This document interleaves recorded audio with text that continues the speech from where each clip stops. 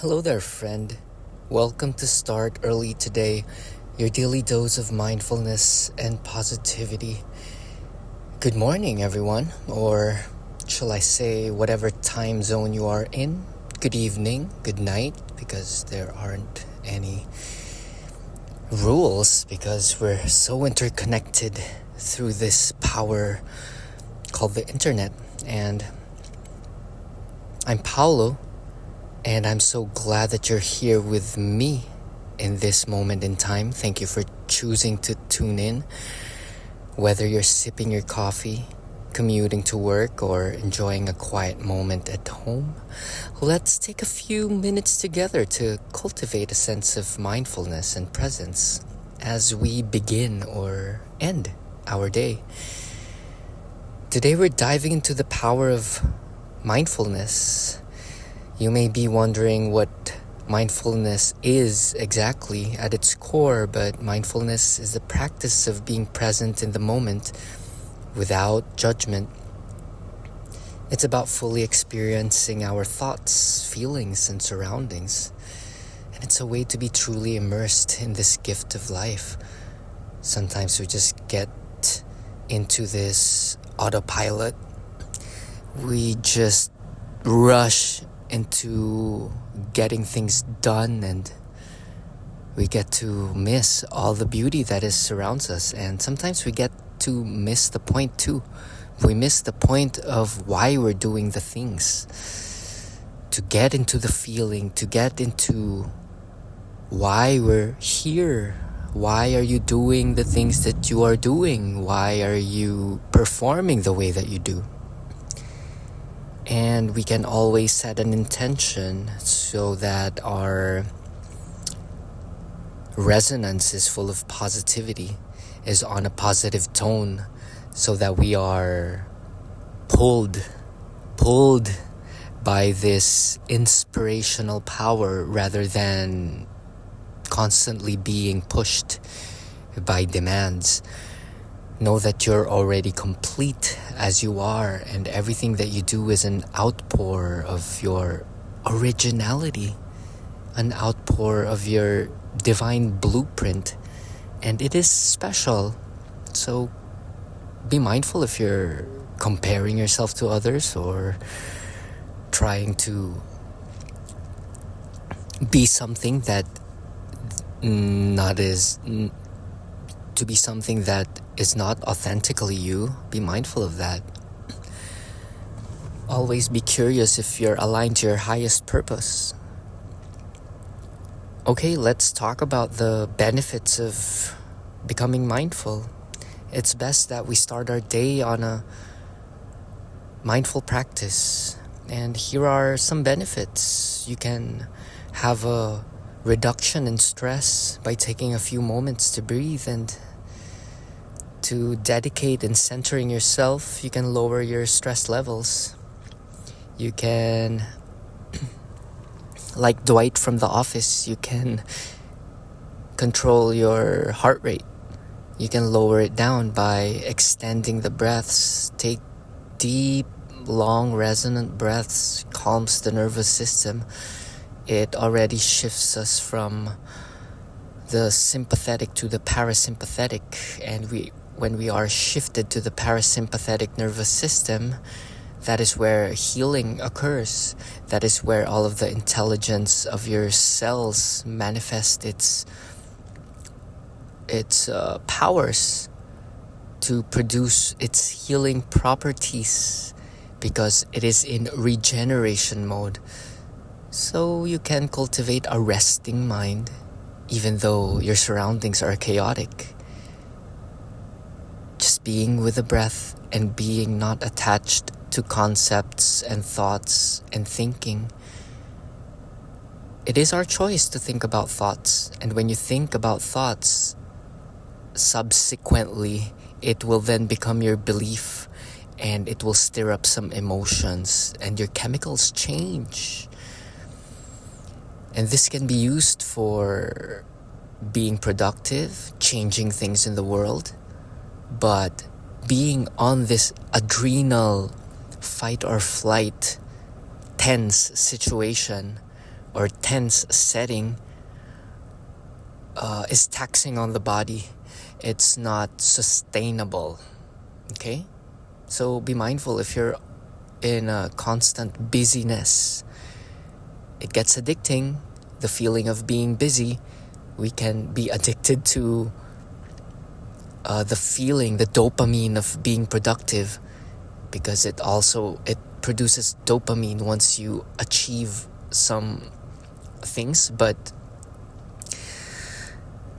know when you're being addicted in consuming cheap dopamine. And how do we know if it's junk dopamine? Not to put it down, but video games are such an example, because it does. I don't know. Does it?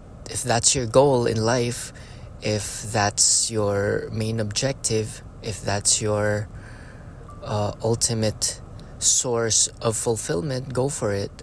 But there are things that titillate the mind. Another thing is entertainment and sugar. It gets addicting, and in engaging in these things, the parts of ourselves are not turned on. The higher parts of ourselves lay dormant. We're not running on our 8 cylinders. We only run on 2. But our main mission here is to untap our full potential, and it is in the constant asking of, what am I here to do? How am I gonna serve? How am I gonna surpass my yesterday's self? So be in competition with the version of yourself yesterday. How are you better than yesterday? To be able to stick to your commitment even though you don't feel like doing it. Sometimes we feel so energetic and we got this, and the workout and the art production, the tasks seem like a breeze, but at times there are moments as if we are carrying rocks on our shoulders and we don't feel like exercising or performing the duties, and that is the time that you must do it. I have experienced this yesterday, wherein I've been doing regular pull-ups, and then there was this one moment wherein I felt really heavy, and I said to myself, this shouldn't be the way that it is, because I've been doing it regularly. And I just did it. I just breezed through it, and as I was doing it, I tapped into flow, and once again everything turned into light, turned smooth, and the task was done. It is in our resistance that we are invited to skip, and in skipping you have already lost, my friend. So try to win by doing it despite the way you feel about it. And you can tap into this by just being committed. You choose to become the type of person who commit to such responsibilities. It is a responsibility to yourself. Why do you want to finish the set? Because you do not want to end in a health facility. You are taking charge of your moments right now for your future to become heavenly, to become easy. As I always say, hard now, easy later. Same goes with your wise investments. Where do you invest your time? Where do you invest part of your earnings? Okay, everything is taught on the internet, and you can just type in ChatGPT and you can set your life straight. So, number 2, increased focus. In becoming mindful, we increase our focus. We can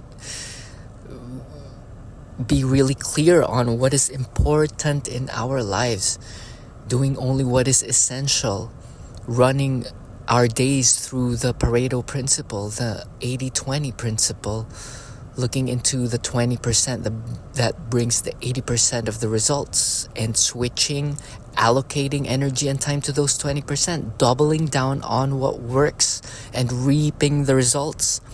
And once again, if you're not happy with the results, you feel free to adjust the levers. What can you adjust? Adjust your activities, adjust your schedule, adjust your intensity, adjust your frequency. This can be used whether you're a writer, you're a ceramic maker, you're an influencer, you're working a 9 to 5. Everything can be clarified with a moment of introspection and imagination. Imagine and ask, is your daily activities in alignment with the future you want to be? Where's your destination? Okay?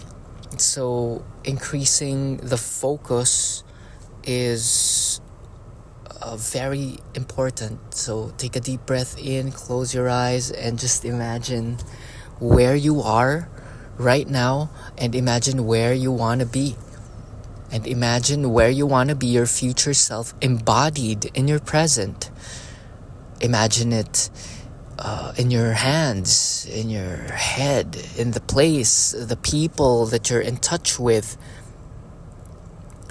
So that's the practice of focus. You have this ability. So with mindfulness, with the skill of mindfulness, you can easily decide on focusing on the right stuff, knowing what to overlook. You're not being pulled in many directions. You're centered. You know what you're about. You know how to spend your actions. You know where to put your time and your resources. And this is the way of an honorable man or woman. And if you're honorable, if you honor yourself, if you're gracious, if you put importance in this life, which is a very, very precious gift, if you think you are capable of the life of your imagining, of your ideal, you really need to learn how to focus, and this can be done through mindfulness.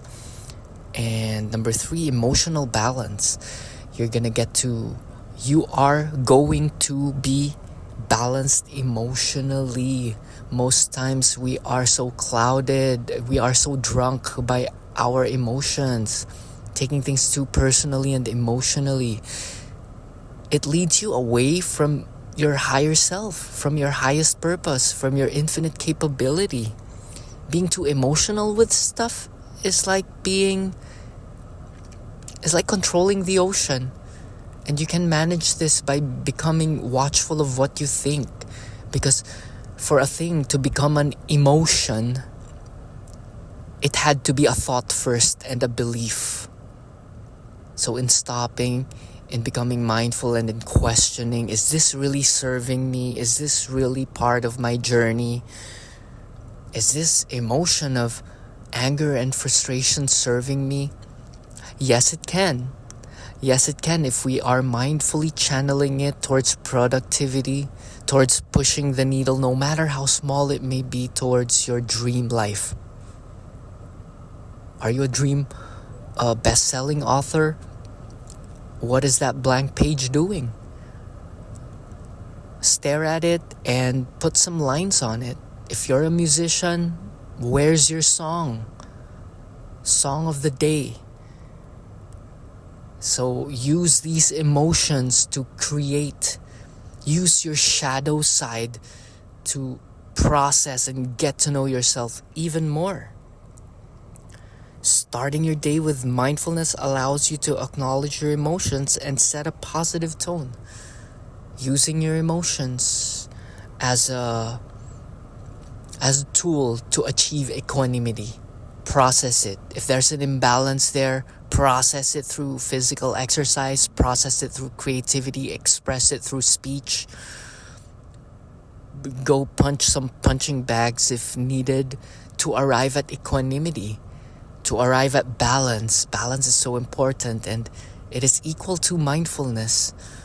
When you're mindful, you are centered. And when you're centered, you're not affected by strong emotions.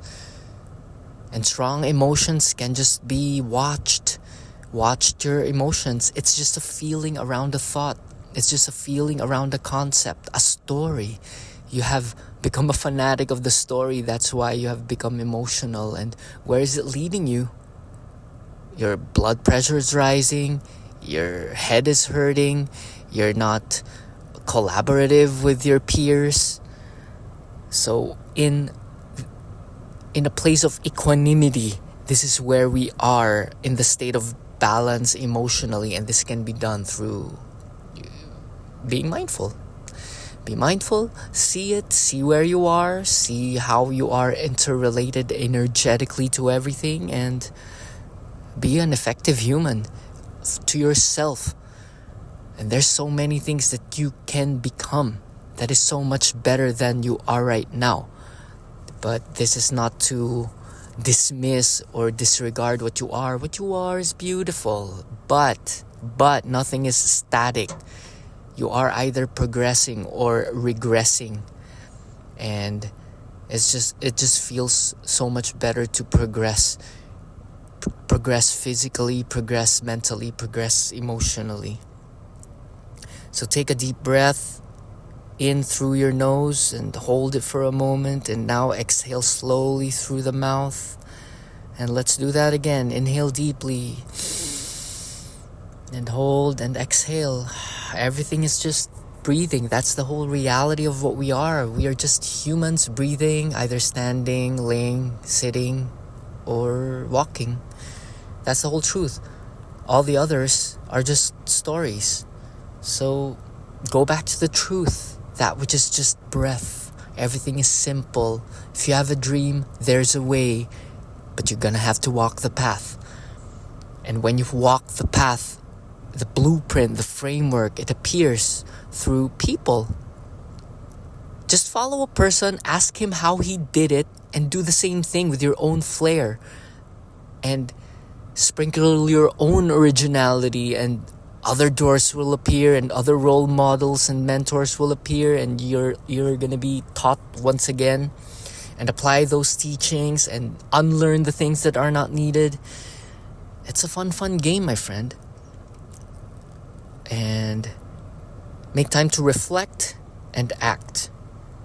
As we wrap up today's episode, I encourage you to carry this sense of mindfulness with you throughout your day. Pause whenever you can, perhaps at your desk during lunch, and take a few deep breaths. Ask yourself, what am I feeling right now? What do I need this moment? Before we close, I'd like to hear from you. What did you think of today's mindfulness exercise, and how do you plan to incorporate mindfulness into your morning routine or evening routine? Feel free to share your thoughts on Make Pure Thy Heart on Instagram, Make Pure Thy Heart on Substack, and here on your podcast player. Thank you for joining me on this journey to start the day with mindfulness. Tune in tomorrow for another inspiring episode where we will explore yet to be decided, my friend. That's how we go. We go freestyle. What feels true in the moment. So stay mindful, and remember, every day is a new beginning. My book is available on Amazon. It's called It's All in Your Head, Friend. Everything's a thought, and thoughts can be changed. 200 ways of turning things around right this second, only if you want to. And I create music and perform all over the United States of America. We're called Turbo Goth. We have upcoming shows in New York City at Berlin Under A on October 26th. And I make wonderful food at makepuretheyheart.com. Stay vegan. Go vegan, stay vegan, and cook your own meals. Do 1,000 push-ups. Write some poems. Draw some flowers. Life is great. Thank you for hanging. I feel good about this episode, and I hope you feel good too upon listening. Turn on notifications on your player and engage and share to your friends and enemies. Just kidding. There are no enemies, my friend. All is one. You are everything. You are all of this. You're a version, but it's all coming from one source. We are all one God. We're all made up of the same water, only of varying minerals, bones and veins. And I'm happy to be here, and thank you. Namaste, peace.